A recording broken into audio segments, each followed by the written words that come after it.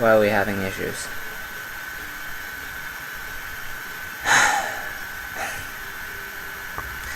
Can you go on the stream and see if it's on at all?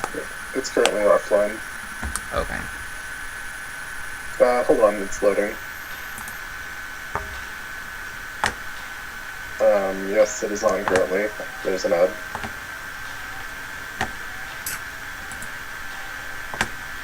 Okay, well, it's saying it's live from here, finally.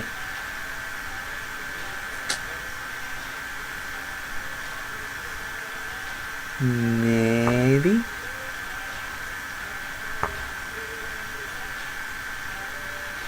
It appears to be stable. Okay, let me figure out where I left off in terms of stuffs.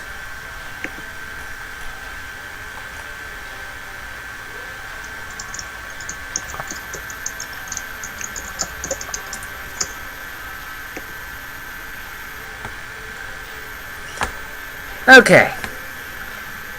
Anyways, once again, welcome to Finding Aiur, episode 15. Please excuse our technical difficulties. I'm going to assume that when Twitch got hacked, they didn't just change the password, they also changed all the streaming keys.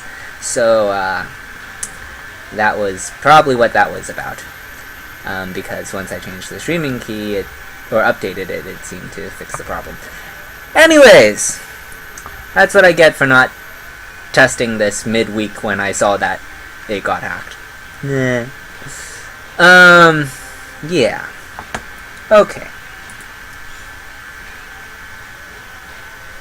Let's see. Where is...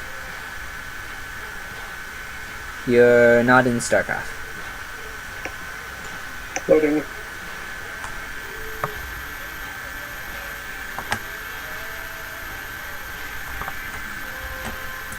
Oh my gosh. Yes, Senator.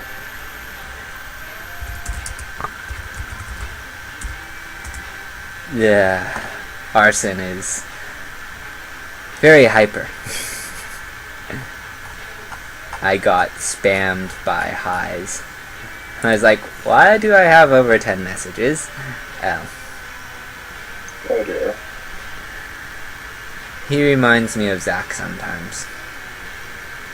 He plays Terran, and plays a little bit like Zach.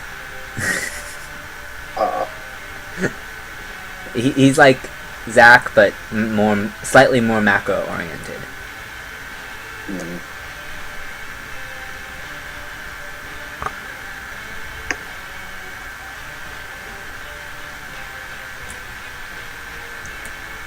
Like, he makes bad in-game decisions, but has great mechanics. Oh dear.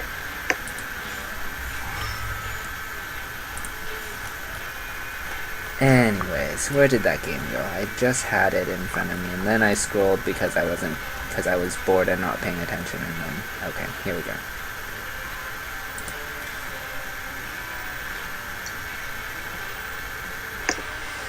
Anyways, yeah,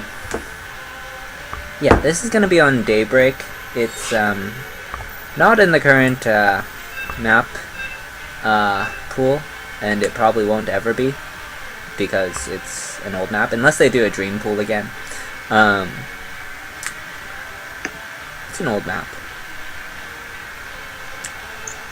A lot of people liked it because it was pretty balanced, very, macro-oriented. In today's play, I feel it is highly vulnerable to drops.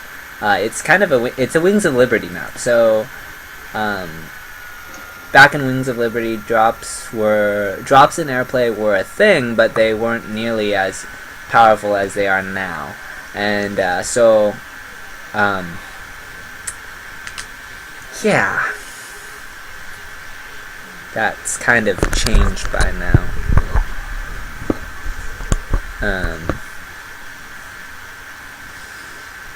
Anyways.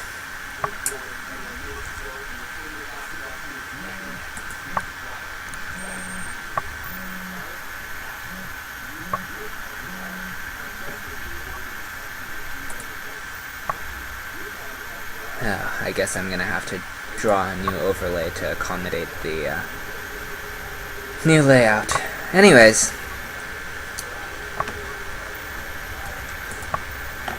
Alright, spawning in the top right, the red Protoss, Ataraxia Esports Communities, Zenador.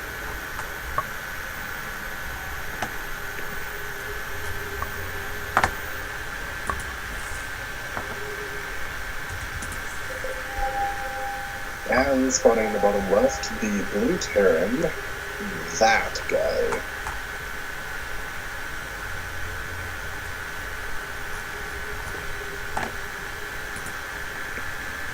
So that guy is gonna build his supply depot out here, but he's not gonna wall. The reason why he's doing this is because he wants it to spot anything coming up. I don't agree with this. The reason why I don't agree with this is because he's a Terran player, and therefore his economy is very fragile in the early game. So when he pulls his SCV out there to build this first supply depot as far out as he can, he wastes mining time for no real gain.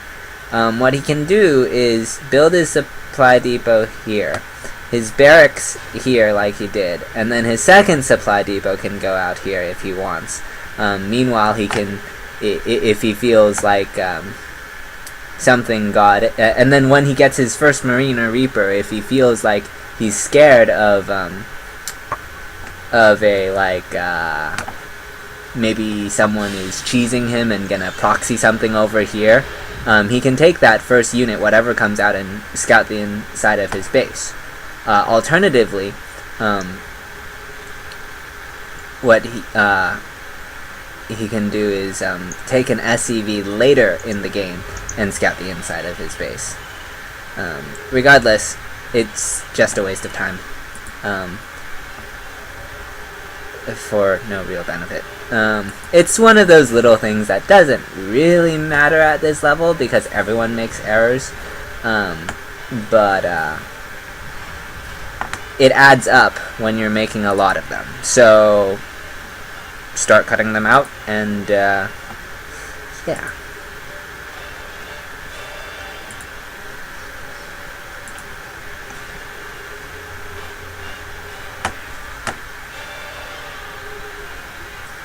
Reaper's gonna come in. There is a Stalker, but it's not out yet. This is usually the case. The Reaper's out for a little bit, and then the Stalker pops out shortly after.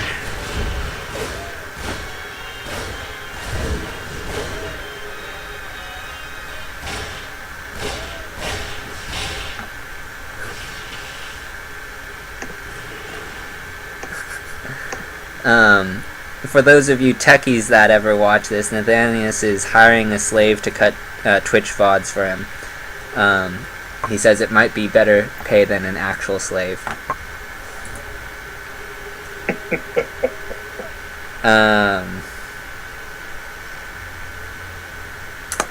Anyways.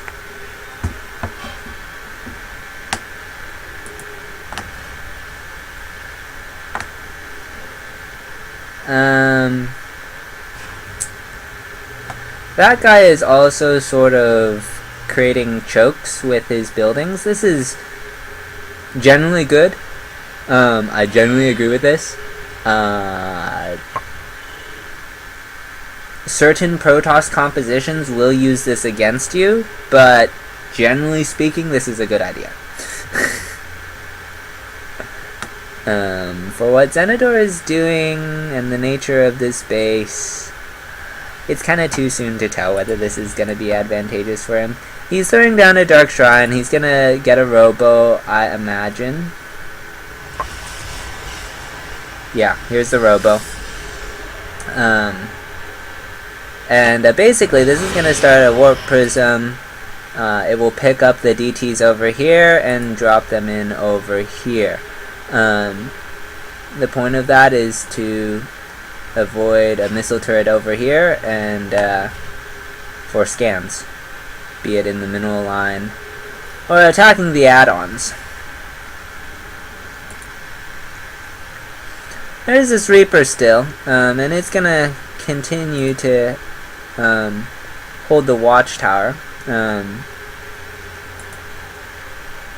Well, actually, Zenidor is going to push it away.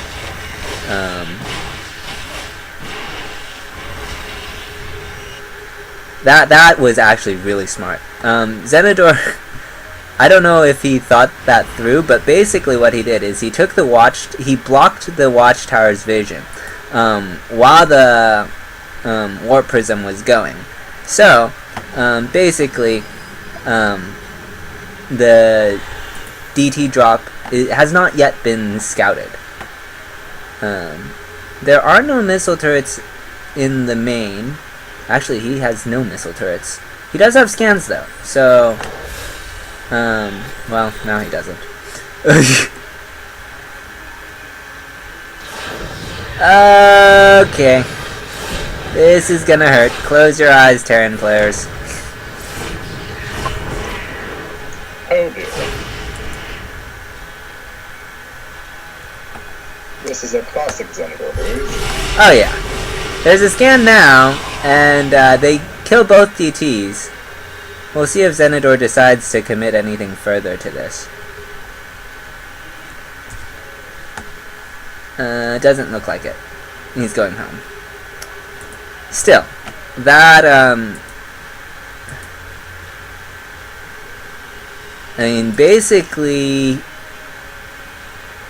even the worker supply, and, he's gonna have, he forced a scan, so that's basically killing the mule.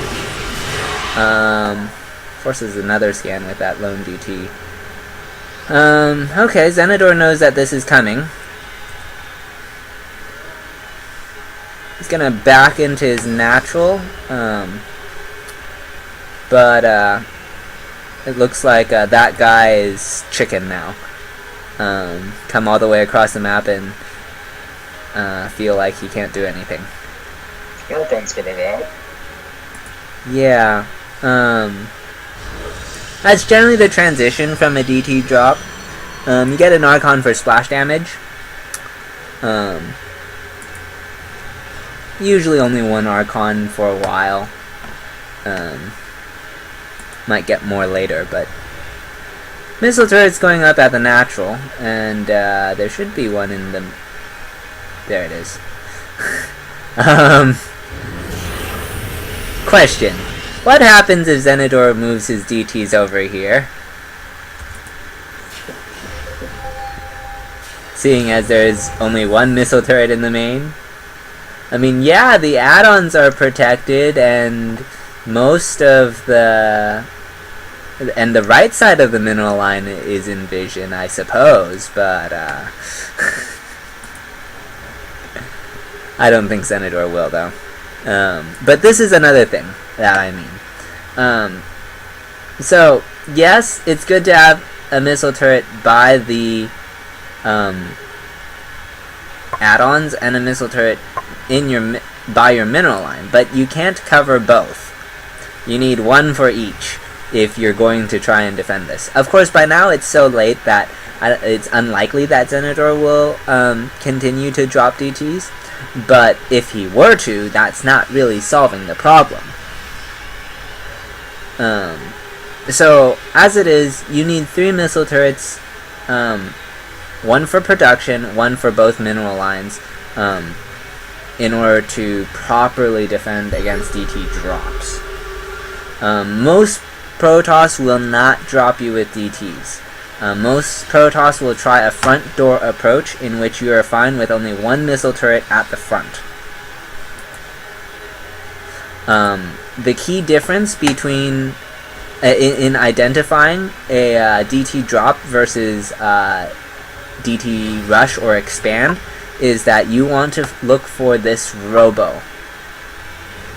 Usually the robo is not proxied, so you can usually find it in the main or natural, because the robo is going to transition into